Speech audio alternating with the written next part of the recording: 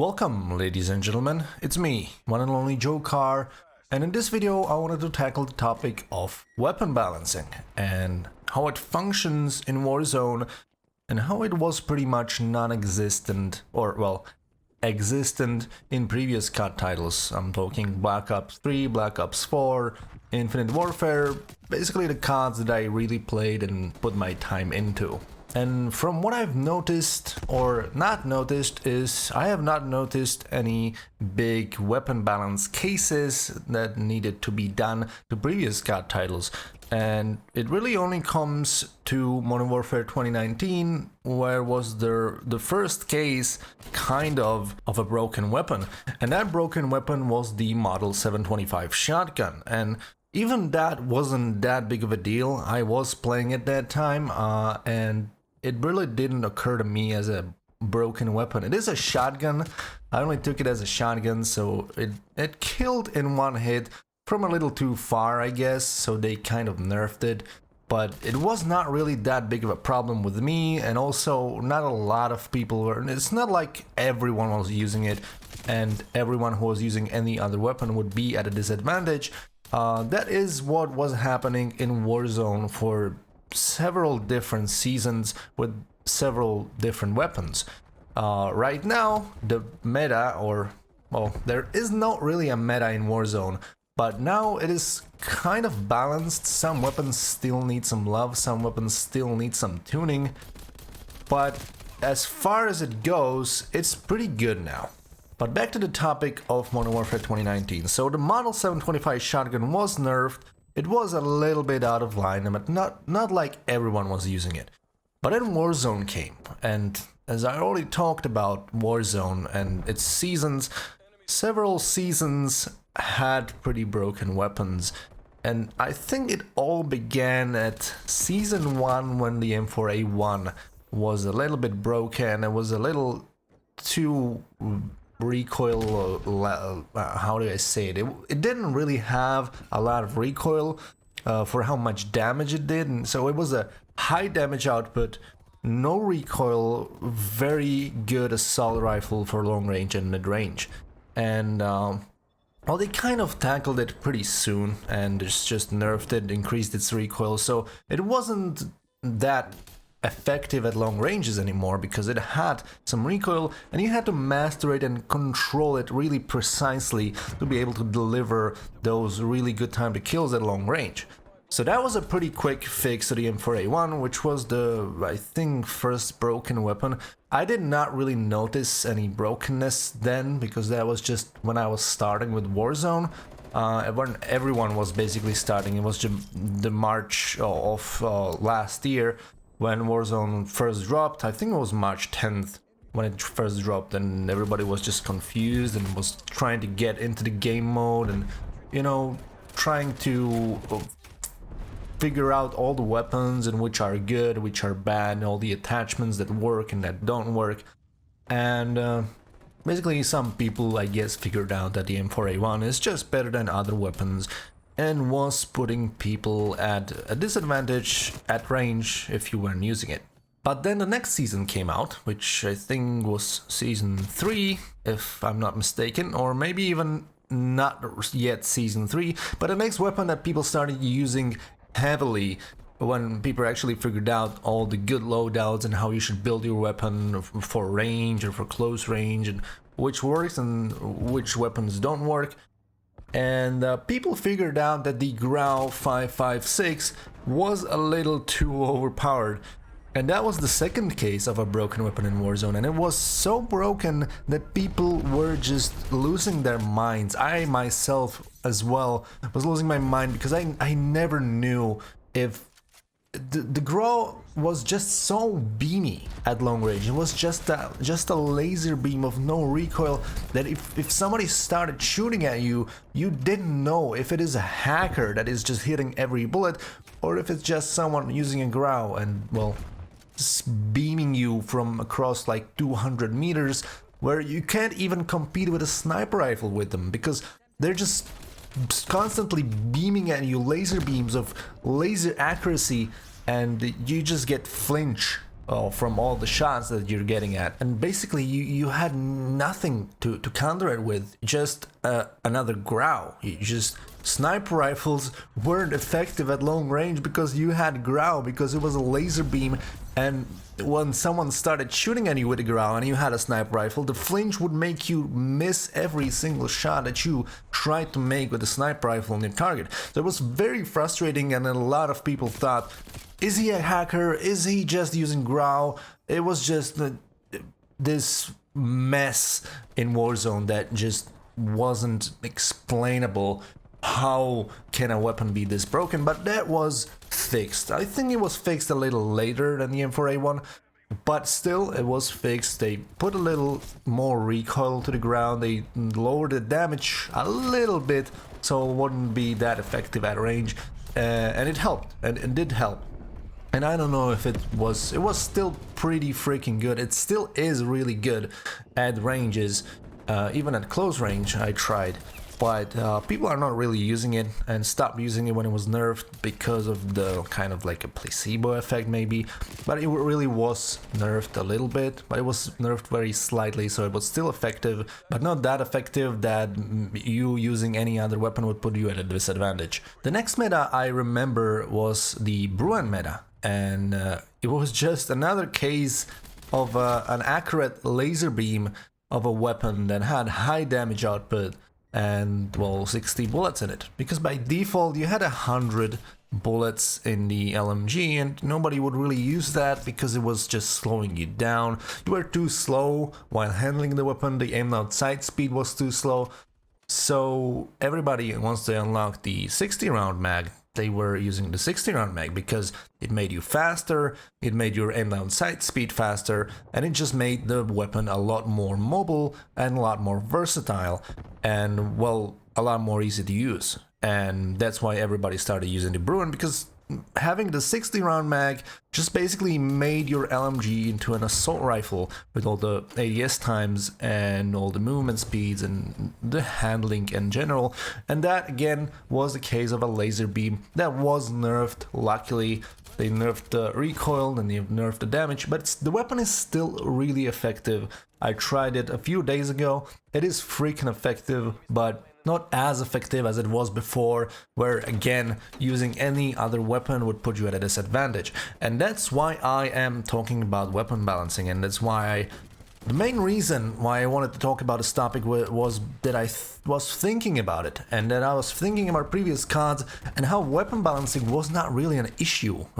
People were not really talking about weapon balancing and about broken weapons and about weapons, about using only one weapon, because using every other weapon would just put you at a disadvantage in a fight, and nobody else would want to use any other weapon. Well, just because of that, because you would be better than anyone who wasn't using that weapon, and if you were using that weapon and everybody else was using that weapon, you were kind of on par then. That would just make the game really stale and boring and just very frustrating, because even if you wanted to use some other weapon because you liked it, you really couldn't, and that wasn't the case with older Call of Duties. I don't remember that. I don't remember any big cases of weapons being nerfed because they were too overpowered and nobody was using any other weapon. So this really only became a problem in Warzone, and started in Warzone, and it was prevalent in Black Ops Cold War as well.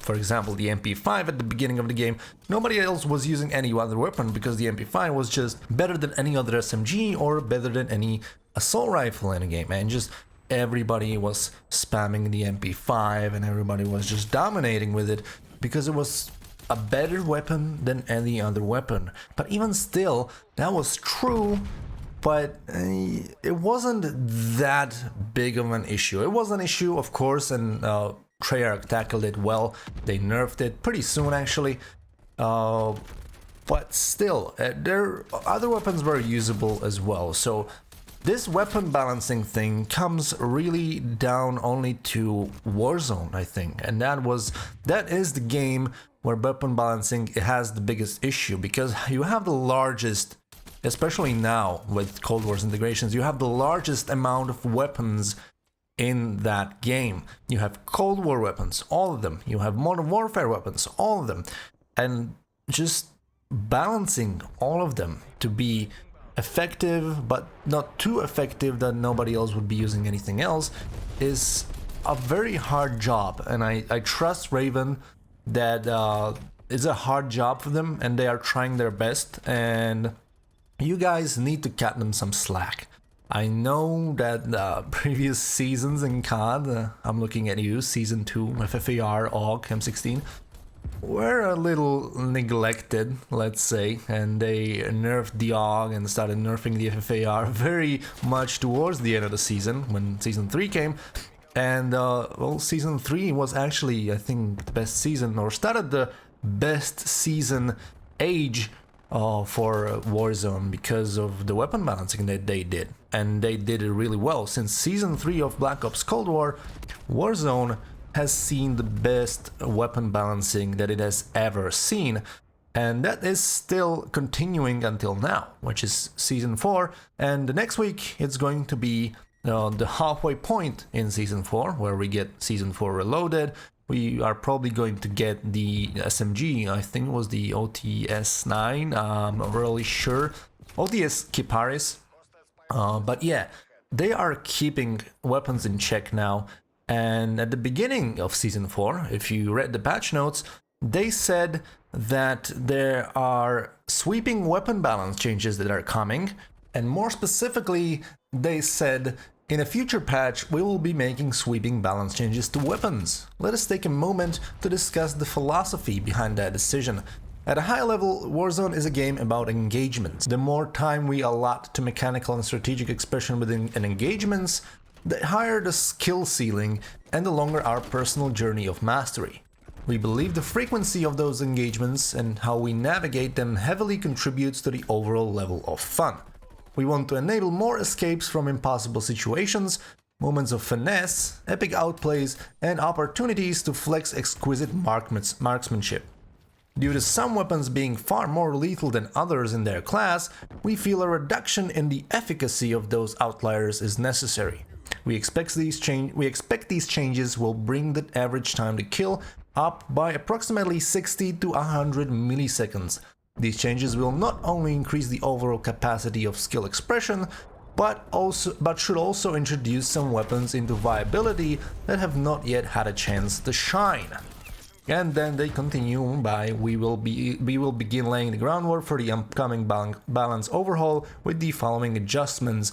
And well, basically they adjusted, nerfed, buffed some weapons at the beginning of Season 4 to lay the groundwork for their big sweeping balance pass for all of the weapons, including Modern Warfare weapons, including Black Ops Cold War weapons, to actually bring them all in line and try to make every weapon at least viable, if not really good. So I think I'll give them props for that. I'm really happy to hear that, and especially lately, since Season 3, I don't know what happened. I don't know if Activision allowed them to communicate or if they decided to communicate with the community, but they are finally communicating with community and they are doing a great job, I think, and we need to cut them a little slack. I know people are hating in the comments that Twitter is just this very toxic space, and if you read any comment that is on the Raven Software's post, you're gonna hear a lot of hate and FOV sliders for consoles and all that. And I understand the FOV sliders and all that, but it just makes the community feel like a very big majority of the community is actually this negative, toxic community that just is here to hate everything. And even if they don't play the game, they just go in the comments, go in the replies on Twitter, and just hate on the studio and on the community and on the players, and just come there and say that Apex Legends is just better. If you like Apex Legends more, it's fine. I like video games in general. I like every video game. I like Apex Legends myself, but just don't come into comments and hate on people because of that. It's just not cool, and I don't like what I'm seeing when I go into Twitter replies and just the negativity there. try to be a little more positive, guys. Okay, try to cut the studio a little some slack. It's just they're working, I believe, overtime for this, and they are making these changes to make the game better for us. And well, they weren't really doing that, but they are finally doing that, and I'm really happy about it. So that is pretty much all I wanted to talk about regarding weapon balance.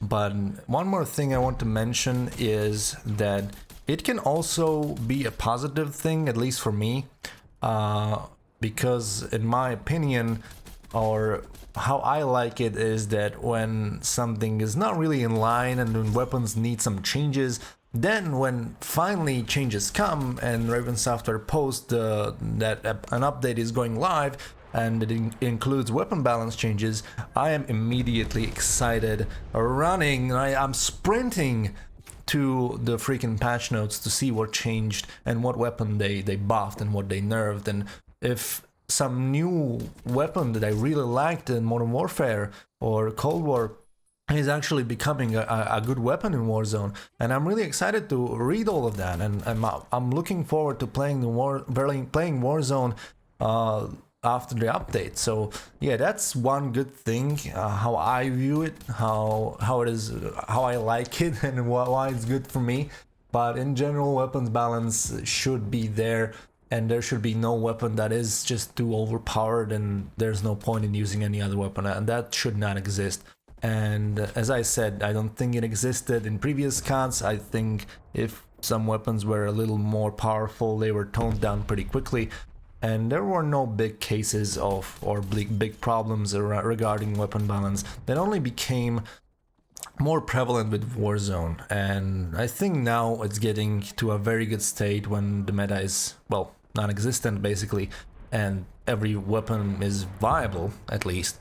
So I'm really liking that. There are still some weapons that need changes. I'm looking at you, Dragunov. I'm looking at you, ISO, Uzi, the Striker 45. I don't know why those weapons were not buffed a long time ago, but who am I to judge? Okay, well, I'm hoping to see changes to all of the weapons, especially those that I mentioned, because I really want to use them, and they are not very good. So yeah, those are the case of putting myself in a disadvantage while I was using them. So yeah, the video was going to be long enough. I'm just gonna stop talking. This is just my opinion, okay? Don't hate me, guys. This is what I think. I might be wrong about the previous CODs. There might have been some big weapon balance changes, some big broken weapons that were changed that need to be nerfed. I just didn't know about them. I wasn't on Twitter back then. I wasn't following the studios, and I wasn't, you know, reading all the tweets and all the changes. But I didn't really see anywhere on YouTube or in any social media platform any big changes or big nerfs to weapons in those previous Call of Duty titles. I only saw that, especially with Warzone, so that's what I wanted to talk about, because I did not really see it in any other FPS game. I did not really see it anywhere else until Warzone came out, and well, now it's looking pretty good. Anyway, I hope you enjoyed the video, guys. If you did, leave a like and subscribe to the channel if you want to see more content, and leave a comment down below which weapon do you want to see buffed the next update, and which weapon you want to use, because it's not very viable now and would be if it was buffed. I'd really like to know. So yeah, that's pretty much it. Have a great day, guys, and see you in the next video.